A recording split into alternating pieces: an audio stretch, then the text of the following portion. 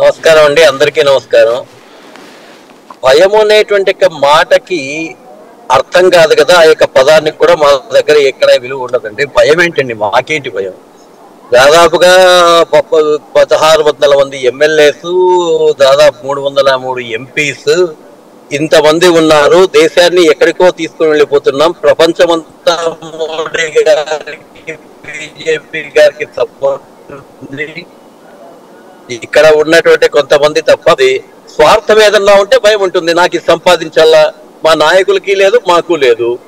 వీళ్ళకైతే డబ్బులు రాకపోతే వీళ్ళు అయిపోయి చచ్చిపోయినట్లే లెక్క. ఈ పొరపాటున ఇక్కడ సీటు రాకపోతే కప్పల మాదిరి ఆ పక్క దాంట్లోకి ఎదుగుతారు, అక్కడ సీటు ఇవ్వకపోతే దీంట్లోకి ఎదుగుతారు. భారతీయ జనతా పార్టీలో అట్లాంటి వాళ్ళకి సంబంధించి ఆలోచన లేదు. ఇప్పటికీ 50-60 సంవత్సరాలుగా ఉండేటువంటి వాళ్ళు అట్లే ఉన్నారు, ఏమీ రాకపోయినా. సో మాకు భయం ఎందుకండి? ఎవరికి భయం ఉండాలా? కేవలం మా సంపాదన కోసం మాత్రమే మా జీవితాలు ఒక రాజకీయ వ్యభిచారం చేయాలి అనుకునేటువంటి వాళ్ళకి భయం ఉంటుంది. మాకెందుకు ఉంటుందండి? మాకు ఉండేటువంటిది దేశం కోసం మేము రాజకీయం చేయాలా, మేము చేస్తూనే ఉంటాం. 2 సీట్లు ఉన్నప్పుడు చేసాం, 182 సీట్లు ఉన్నప్పుడు చేసాం, 303 సీట్లు ఉన్నప్పుడు కూడా చేస్తాం.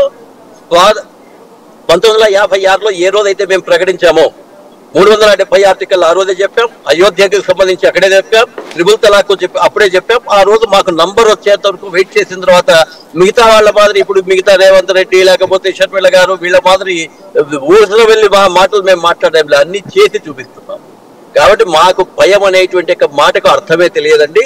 నక్సలైట్లను ఎదుర్కొన్నాం, ఫ్యాక్షనిస్టులను ఎదుర్కొన్నాం, అక్కడ ఉండేటువంటి ఉగ్రవాదులను ఎదుర్కొన్నాం, ప్రాణాలు అర్పించాం, ప్రాణాలు కూడా బలి తీసుకునేటువంటి పరిస్థితిలో ఉన్నాం. భారతీయ జనతా పార్టీకి భయం అనేటువంటి పదానికి ఎలాంటి యొక్క, ఎందుకంటే ఇక్కడ సిన్సియర్ కార్యకర్తలు ఉండి, ఈ నరేంద్ర మోడీ గారు కూడా తాత్కాలికంగా ఈ రోజు ప్రధాని అయిన తర్వాత వాజ్పేయి గారి లాగా హ్యాపీగా ఒక కార్యకర్త లాగా ఉంటారు ఆయన. That is the greatest of Bharatiya Janata party.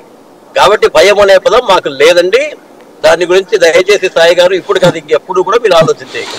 Right. ఈవేళ